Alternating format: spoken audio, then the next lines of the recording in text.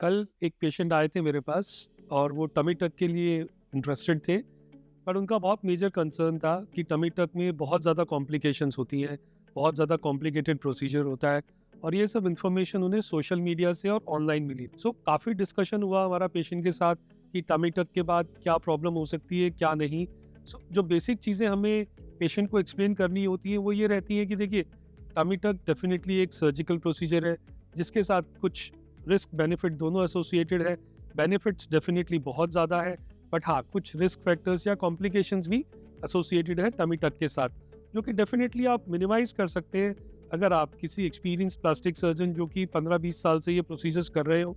इन सब चीज़ों को आप काफ़ी हद तक मिनिमाइज कर सकते हैं। सो अगर हम बात करें कि क्या क्या प्रॉब्लम्स आ सकती हैं टमी टक के बाद, सो मोस्ट कॉमनली जो इशू रहता है पेशेंट्स को टमी टक के बाद वो रहता है कि उनका जो स्कार है, जो लोअर एब्डोमेन में ट्रांसफर स्कार होता है, हॉरिजॉन्टल स्कार होता है, वो विजिबल ज़्यादा होता है।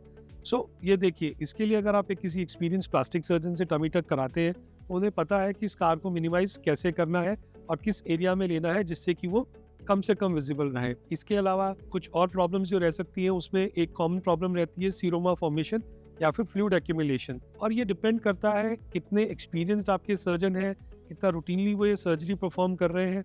अगर ये सर्जरीज वो रूटीनली परफॉर्म कर रहे हैं तो वो एक तरह से ऐसी टेक्निक्स यूज करते हैं कि जिससे कि ये फ्लूइड एक्यूमुलेशन कम से कम हो। देन एक और कॉमन कॉम्प्लिकेशन जो हो सकती है टमी टक के बाद वो है कि ब्लीडिंग।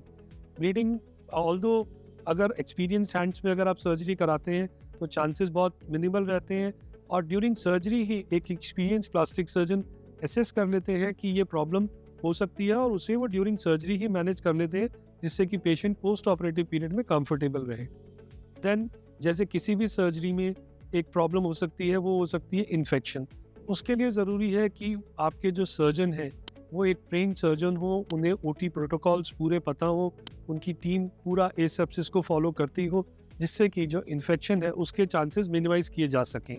यदि आप ओटी सेटअप कॉम्प्रोमाइज्ड है या फिर सर्जन एक्सपीरियंस नहीं है तो इन्फेक्शन होने के चांसेस भी टमी टक में रहते हैं। इसके अलावा कई बार जो एब्डोमेन की स्किन की जो सेंसेशंस हैं वो भी थोड़ा ऑल्टर हो सकती हैं।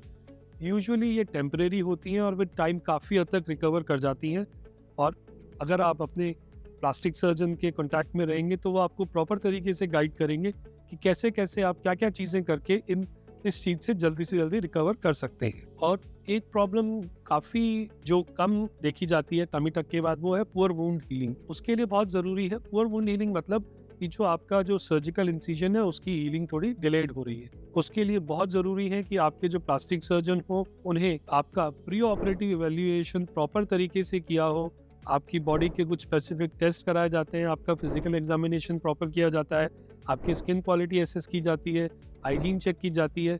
इन सब चीज़ों से ये एडवांटेज होता है कि जो ये प्रॉब्लम हो सकती है कि जो वुंड हीलिंग होती है, यूजुअली आप 5 से 7 दिन में बिल्कुल अच्छे से हीलिंग हो जाती है टमी टक में। लेकिन अगर ये प्री ऑपरेटिव असेसमेंट पुअर है